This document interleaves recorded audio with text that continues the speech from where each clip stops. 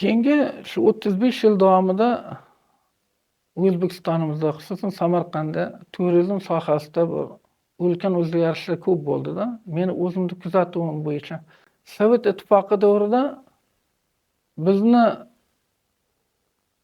O'zbekistonga sayohat qilaman deb keladigan tushunchada kelgan turist ko'rmaganmiz. Fransuz tilini oz-moz bilganim uchun sayyohlar bilan ozroq gaplashganman. Men so'ragandimda bu qanday O'zbekistonda tanladingiz sayohatingiz uchun deganimda shu bir fransuz janob bir istehzo bilan kulgani hech esimdan chiqmaydi. Qanaqa O'zbekiston degandi. Men O'zbekistonni bilmayman. Men Sovet Ittifoqiga keldim va Samarqand va Buxoroni ko'rgani keldim deganda men kayfiyatim buzilib qolgandi-da.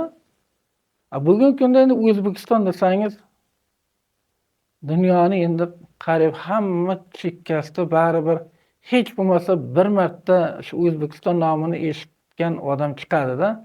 Bundan g'ururlanishimiz kerak. Turizmga berilgan e'tiborlarni birinchi navbatda men his qilganim bu tarixiy obidalarimizga bo'lgan e'tiborni kuchaygani.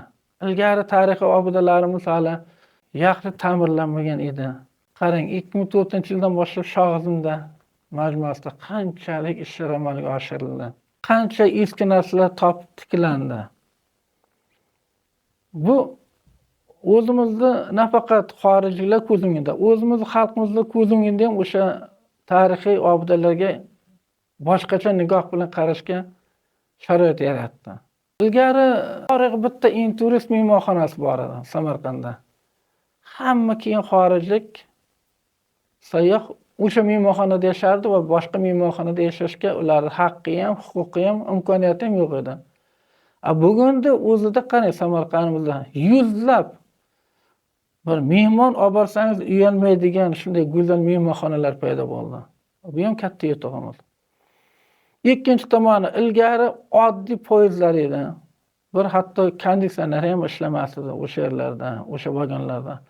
Bugungi kunda mana Afrosiyob poyezdining qo'yilishi.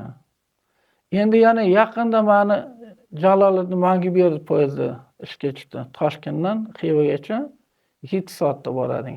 Samarqand shahrida vokzal yangilandi.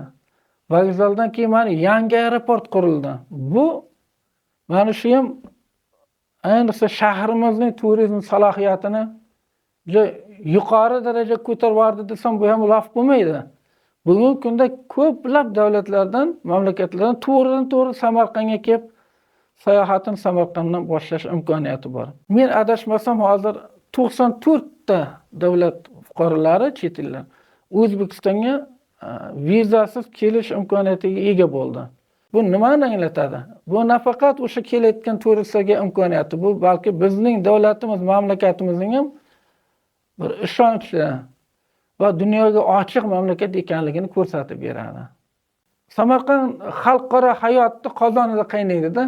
Bilasiz, bu yerga juda ko'p siyosiy delegatsiyalar keladi, nafaqat turistlar.